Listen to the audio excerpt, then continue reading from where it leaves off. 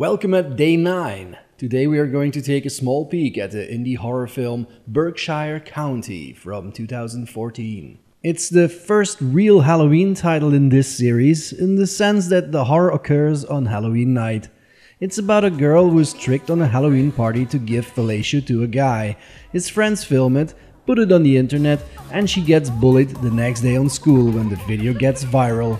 That very same night she has to babysit 2 kids when a mysterious trick-or-treating kid shows up at the door.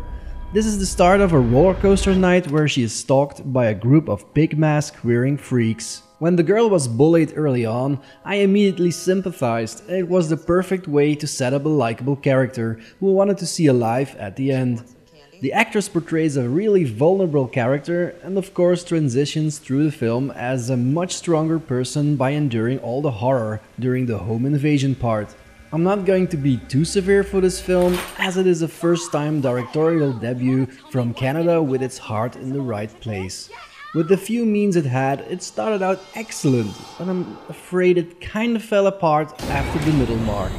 From then on, the suspense dropped a little, and the dark scenes outside are so badly lit that it sometimes is hard to see what is going on, which is a real shame. The stalkers remain enigmatic presences and are only there to put the babysitter in peril.